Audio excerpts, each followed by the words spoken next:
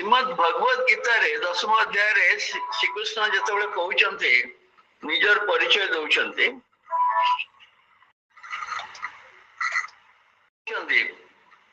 अस्त्र मान को भितर से वज्र पशु मान को भितर से सिंह कथा कहउचंती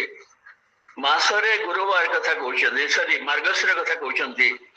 12 मान को भितर गुरुवार कथा कहउचंती एमती गुडे लंबा तालिका देछंती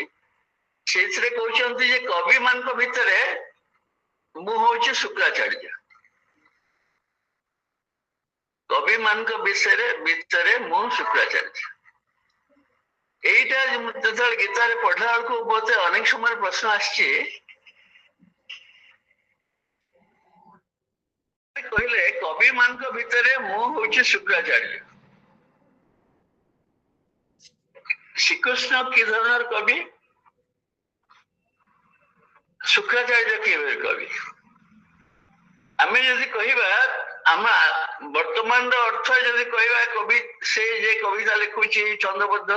माने वाक्य गठन करी लिखुची कवि भाव रे कवि हेई पारे माने शैली रे कवि हेबो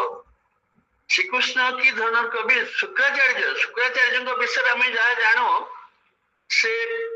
जेमती जदि कहा जाए जदि श्रीकृष्ण को मतरे जे शुक्राचार्य जने बड़ कवि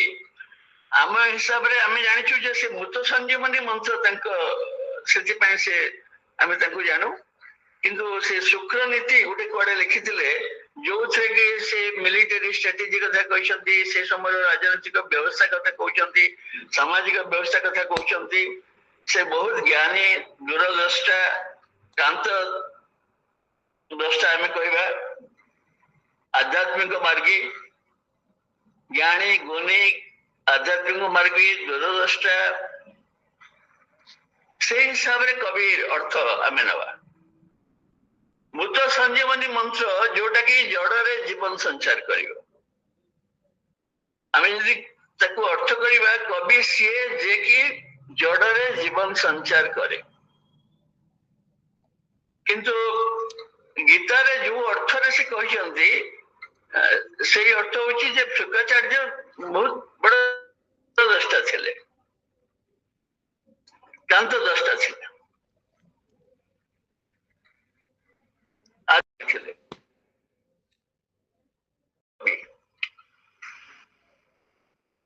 जीवन यदि देखा जाए गीता ज्ञान देछंती माने अर्जुन को युद्ध क्षेत्र रे आपण यदि भाबिबे माने किभली गोटे मुहूर्त बाछिले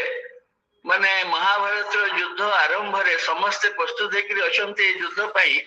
सेही समय श्रीकृष्ण गीता ज्ञान देउछंती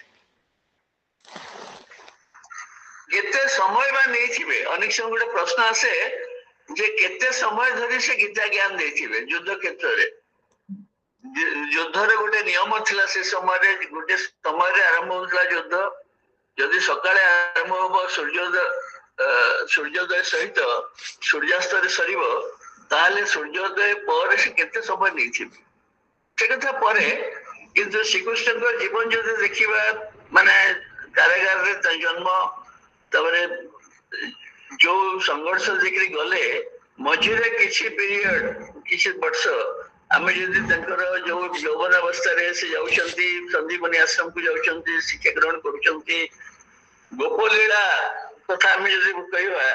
सेही अल्प तापरे संघर्ष मयजिबो आ शेष बळ को जदि देखिबा से निज वंशर बिलोप मध्य जे निजे देखुछंती आ जेमती आ थरे जेतेबेले गले गोप छाड़ी के से आसिले नहीं से केबे भाबी नथिबे गोटे यौवन गोटे पर्याय सरीगला तापरे जो समय बिताइछंती केवल माने आमे कहिबा संघर्ष माने सेथरे आ जीवन माधुर्य केते थिबो किंतु सब बेले श्रीकृष्णकर गोटे हस हस दुखर भी हस से संघर्ष रे मध्य हस युद्धर विभीषिका मध्य रे मध्य श्रीकृष्णकर हस से की कविता आ शेष समय जितेबले से निजर वंश लोक देखुचंती पाउची सेथे मध्य से हस मो प्रश्न हबो जे श्रीकृष्ण की धरनर कवि शुक्राचार्य की धरनर कवि आउ आमे जो कविता कथा कहूछु कवि कथा कहूछु कवि किए मो ये समय मन पड़ी गोटे शब्द को लेकर कविराज जे कि चिकित्सक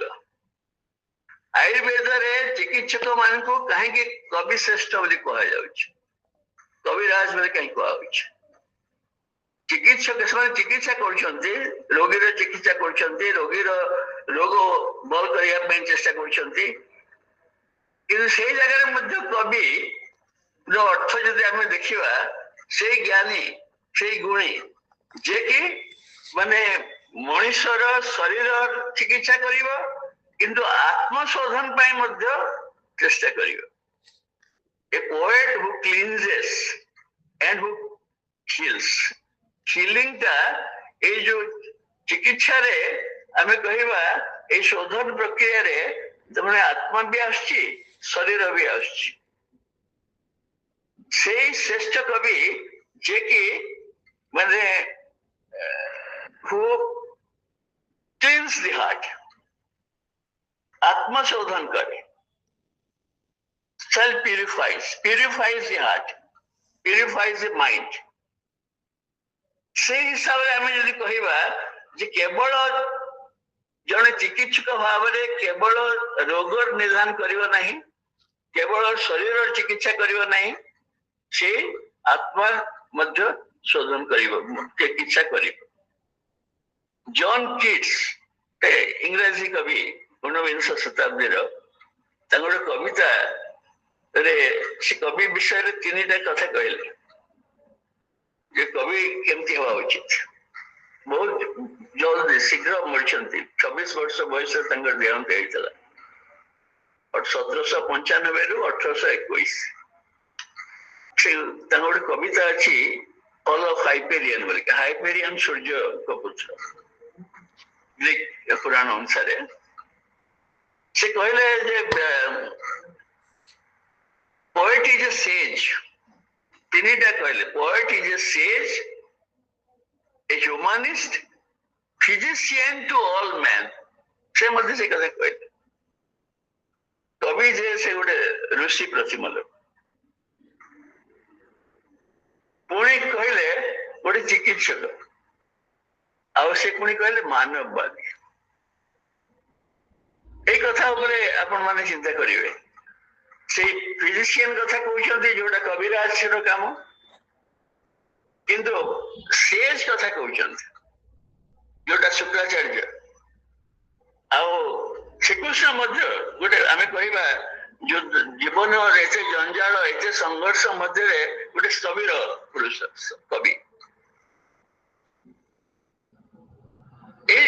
कविर परिचय कथा जो पढ़ो गोटे इंग्राजी साहित्य छात्र मत कहला पाश्चात्य दृष्टिभंगी को लेकर आप कहे बोली कि आरंभ कले आम कवि कथा कहला कवि कि धरण लोक हवा उचित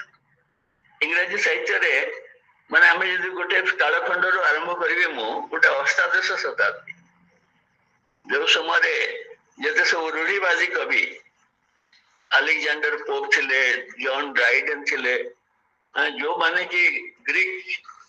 क्लासिकल माने लिटरेचर द्वारा बहुत प्रभावित थिले